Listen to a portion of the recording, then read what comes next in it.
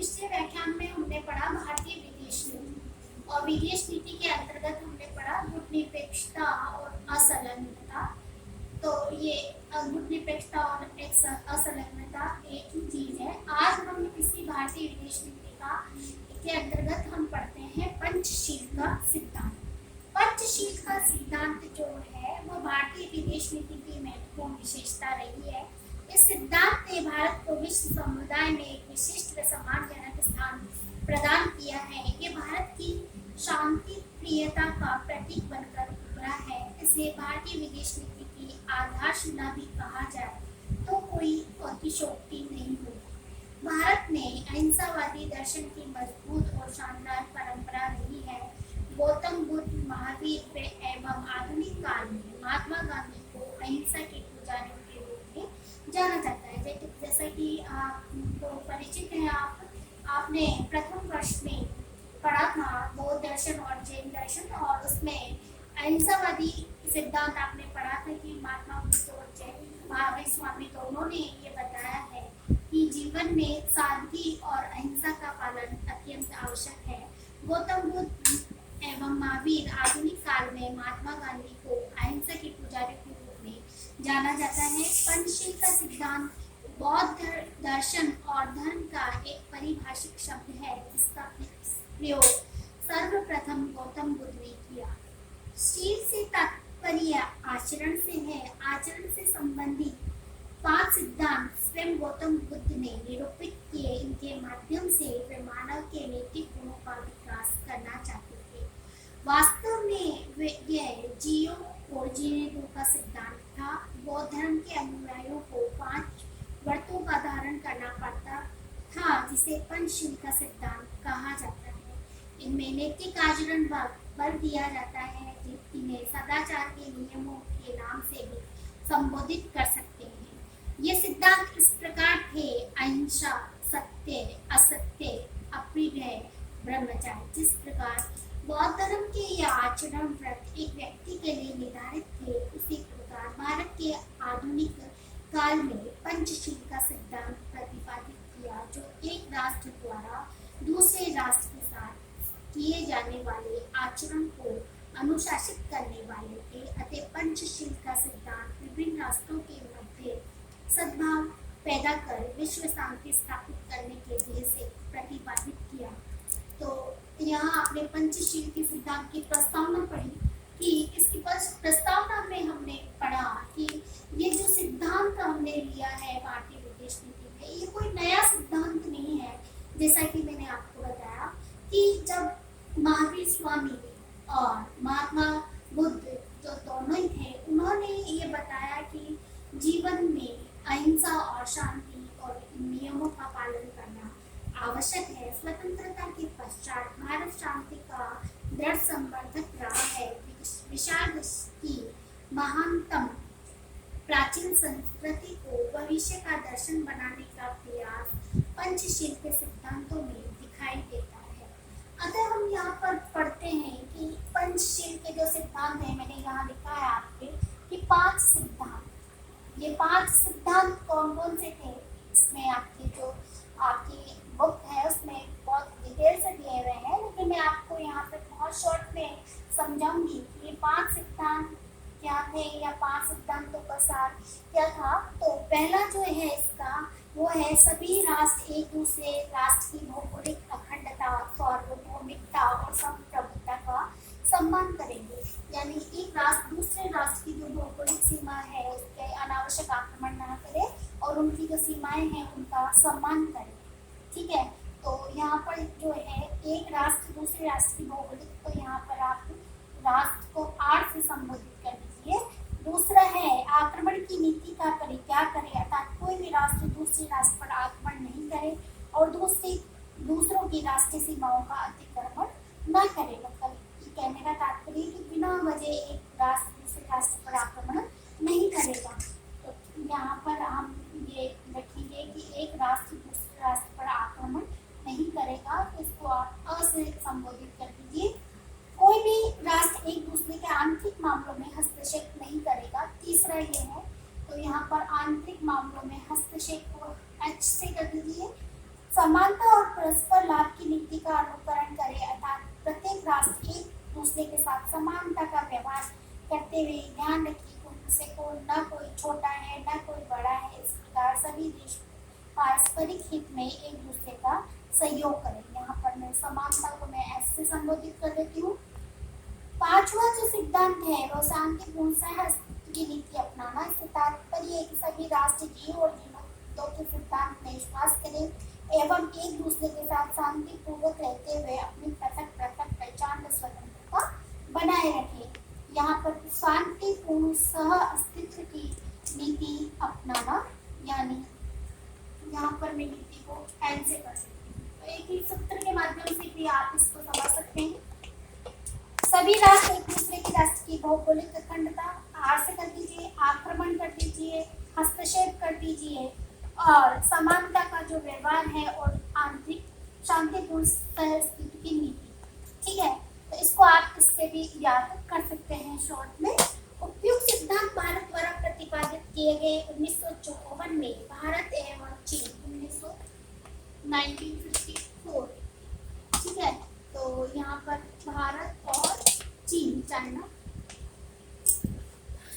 इनका के मध्य समझौते में इनका अंतर्राष्ट्रीय स्तर पर पालन किया गया। किनका?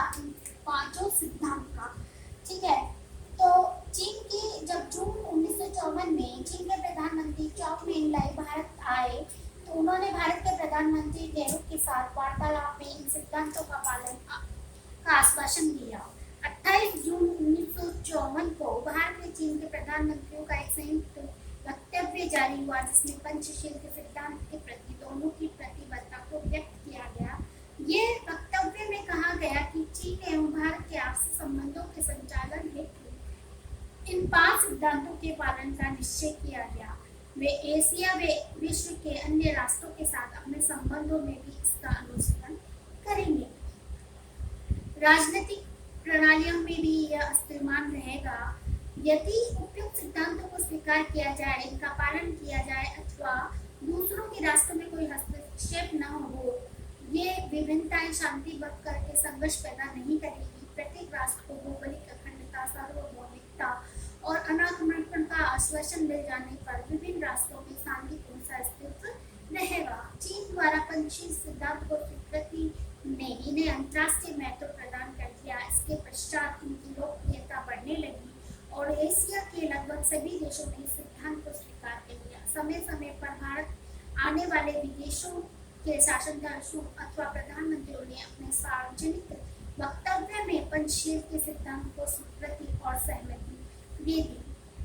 पंचशील के सिद्धांतों को मान्यता 1949 को मिल गई थी जब संयुक्त राष्ट्र संघ की साधारण सभा ने भारत द्वारा प्रस्तावित पंचशील के सिद्धांत को स्वीकार कर लिया। इससे पंचशील के सिद्धांत को संपूर्ण संसार में मान्यता मिल गई। यद्यपि अनेक देशों ने इसे पूर्ण नहीं अपनाया किंतु उसका खुला विरोध भी नहीं किया। इससे इन सिद्धांतों की तार्किकता सिद्ध होती है। इन सिद्धांतों का एक विश्वव्यापी मानवीय चेहरा था। इसमें साम्राज्यवाद व उपनिवेशवाद की समाप्ति के विचार भी सम्मिलित थे। अप्रैल 1955 में एशियाई और अफ्रीकी देशों का एक अंतर्राष्ट्रीय सम्मेलन इंडोनेशिया की राजधानी वाडुगु में आयोजित हुआ। इस सम्मेलन में पंचशील के सिद्धांतों को और भी व्यापक बनाया गया। इसमें पंचशील को बढ़ाकर 10 शील की स्थापना की गई। कब की गई थी ये थोड़ा सा आपको ध्यान रखने के लिए है कि अप्रैल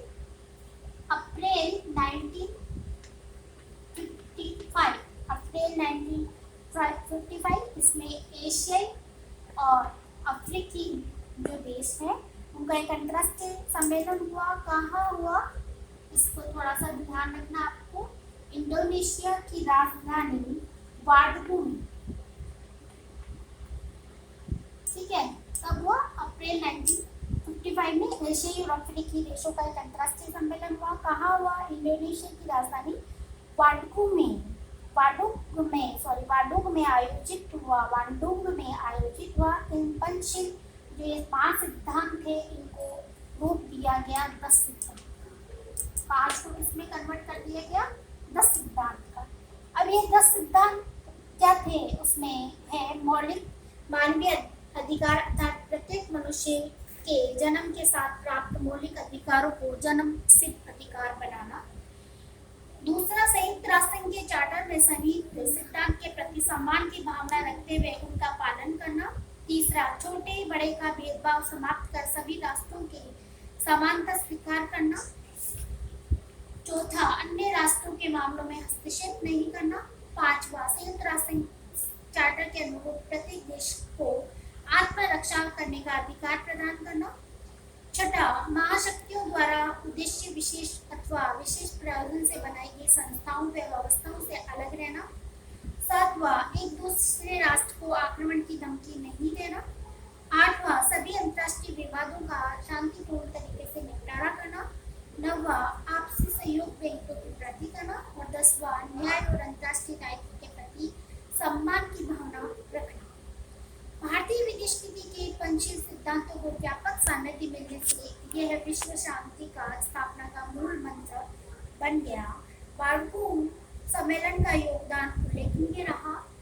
इस सम्मेलन के पश्चात विश्व के प्रबुद्ध और जागरूक लोगों को ये भरोसा हो गया कि अब एशिया व अफ्रीकी देशों को एक नए संदेश के साथ उठ खड़े हुए और विश्व को नई दिशा दे सकते हैं, जहां विश्व के विकसित देश दो विरोधी सैनिक गुटों में विभाजित होकर शीत युद्ध और अशांतिकारक कार्यों में लिप्त हो गए थे। वहीं भारत से एशिया और अफ्रीका के देश मार्गों में अंतर्राष्ट्रीय शांति, महत्वपूर्ण सद्भाव और शांतिपूर्ण सहस्तित्व का संदेश सुना रहे थे। इस नए संदेश के वाहकों में जवाहरलाल नेहरू, चाउ एन लाई, कर्नल नासिर सुकू इत्यादि प्रमुख थे।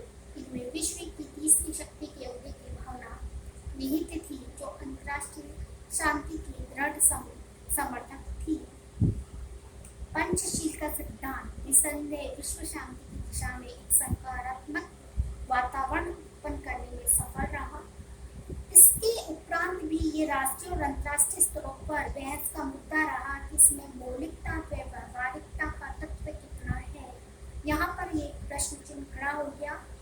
एक तो इसके विरोधियों ने यह कहकर इसको बेकार सिद्ध करने का प्रयास किया कि पंचशील का कोई भी सिद्धांत ऐसा नहीं होता जो संयुक्त राष्ट्र संघ चार्टर में न रहो। अतः पंचशील के माध्यम से उनकी पुनरावृत्ति अर्थहीन हो जाती है। यह आलोचना तक की कसौटी पे खड़ी नहीं उतरती। ये निर्वाध रूप से मान भी लिया जाए कि पंचशील के सिद्धांत में मौलिकता का अभाव था। ये संयुक्त राष्ट्र संघ चार्टर में सामाहिक सिद्धांतों की पुनरावृत्ति थी, तो ये भारत द्वारा इन्हें अपनी घोषित नीति का आधार बनाकर इनके प्रति प्रतिबद्धता जताना, संयुक्त राष्ट्र संघ के कार्यों में भरपूर योगदान देना था। दूसरी आपत्ति आलोचकों को ये भी थी कि पंचशील की घोषणा इसलिए भी निरर्थक सिद्ध हो जाती है क्योंकि इसकी पालना हेतु कोई संस्था अथवा व्यवस्था नहीं बनाई गई। इस आशय का खंडन इस आधार पर किया जा सकता है कि पंचशील का सिद्धांत कुछ नैतिक सिद्धांतों पर आधारित था, जिस व्यवस्था के रूप में किसी भी राष्ट्र पर थोपना अनुचित था। विभिन्न राष्ट्रों और राष्ट्रों के निवासियों में इन नैतिक सिद्धांतों का विकास पंचशील के सिद्धांत का उद्देश्य था। जवाहरलाल नेहरू ने भारतीय संसद में 29 दिसंबर 1954 को पंचशील सिद्धांत का एक बयान दिया जो इस प्रकार है। लोगों ने पंचशील का विरोध किस आधार पर किया? वे कहते हैं कि आप ये विश्वास किस प्रकार करते हैं कि इन सिद्धांतों का पालन भी किया जाएगा? यदि आप किसी बात पर विश्वास नहीं करते तो उस पर चर्चा करने और लिखने से कोई लाभ नहीं। फिर आपके लिए इसके सिवाय और कोई बात शेष नहीं रह जाती कि आप अकेले रहकर और लड़कर दूसरे पक्ष को परास्त करें। ये दूसरे पक्ष की वचनबद्धता पर विश्वास करने का प्रश्न नहीं है, बल्कि ऐसी परिस्थितियां उत्पन्न करने का मामला है जिसमें दूसरा पक्ष अपने वचन को भंग नहीं कर सके। वे विश्व के विभिन्न देशों आपसी संबंध और व्यवहार में इन पंच सिद्धांतों को बार बार दोहराएंगे तो उसके लिए एक वातावरण पैदा होगा यद्यपि पंचशील का सिद्धांत कोई मशीनी अथवा तकनीकी साधन नहीं था जिसे सफल संचालन का पूर्व प्रयोग किया जाना संभव होता। यह अंतर्राष्ट्रीय व्यवहार का सिद्धांत था जिसकी प्रयोगशाला संपूर्ण विश्व समुदाय था। इसकी सफलता और असफलता इसके प्रति विश्व समुदाय की भावना पर निर्भर थी। लंबे समय के पश्चात हम यह स्पष्ट रूप से नहीं कह सकते कि पंचशील का सिद्धांत सफल रहा अथवा असफल, किंतु संपूर्ण मानवता को दृष्टिगत रखते हुए इसके नैतिक मूल्य पर कोई विपरीत प्रश्न उठाना बेमानी होगा। यहाँ हम इतना कहना उचित समझते हैं कि सिद्धांत का एक पूर्ण विकसित व्यापक मानवीय स्वरूप है। भारत पंचशील के सिद्धांतों का सफल संचालन करता है। धन्यवाद। मैं उम्मीद करती हूँ कि इस व्याख्यान के माध्यम से आपको पंचशील का सिद्धांत समझ में